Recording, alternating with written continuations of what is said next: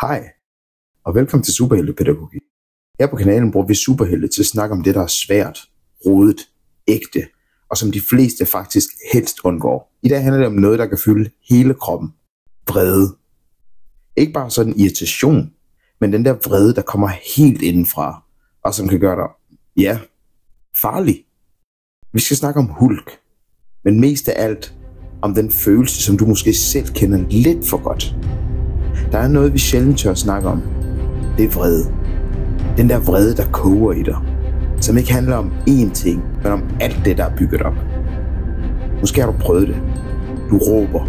Du smækker med døren. Du skræmmer måske nogen. Eller måske dig selv. Og bagefter, så kommer skammen. For folk ser kun det, der sker til sidst. Eksplosionen. De ser ikke det, der kom før.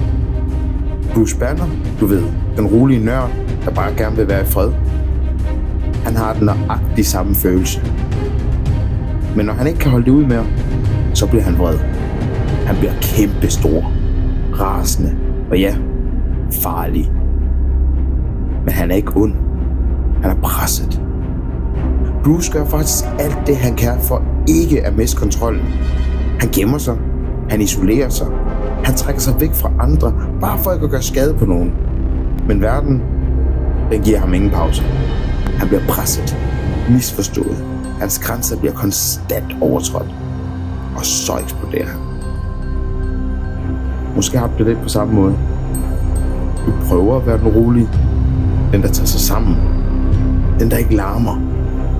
Men folk ser ikke kampen inden i dig. De ser først noget, når det brænder på. Og så er det pludselig dig, der er for meget. Men det var ikke der, det startede. Vel? Når man mister kontrollen, er det ikke fordi, man vil være farlig. Det er fordi, man ikke bliver hørt, før man råber. Og ved du hvad? Det gør dig ikke til et monster. Det gør dig til et menneske, der har kæmpet længe nok. Okay, der er lige en ting, vi skal have på plads. Vrede er ikke din fjende. Det er ikke noget, du skal skamme dig over. Det er ikke noget, du skal pakke væk. Det er noget, du skal forstå.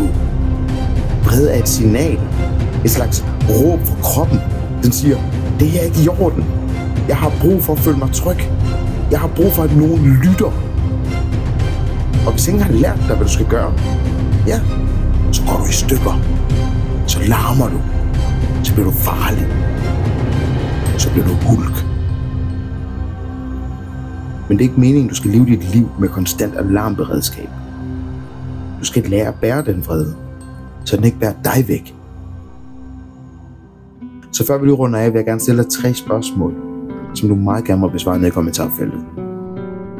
Hvornår føler du dig som Hulk? Hvad gør dig allermest vred? Og hvad hjælper dig med at falde ned igen? Skriv det svar ned i kommentarfeltet. Måske rammer du noget, som andre også skal spejle sig i. Og hey, hvis du kender nogen, der kæmper med den der vrede, så send den her video. Nogle gange er det rart at vide, at man ikke er den eneste med en storm indeni. Tak fordi du så med, og tak fordi du turde blive hængende, selv da det blev lidt ubehageligt. Det er nemlig her, det begynder at rykke. Jeg er Vincent, og jeg tror på, at en helt ikke er den, der aldrig mister kontrollen, men den, der tør lære noget af det, hver eneste gang det sker. Vi ses i næste episode. Pas på dig selv, og på dem, der stadig prøver at holde sammen på det hele indeni.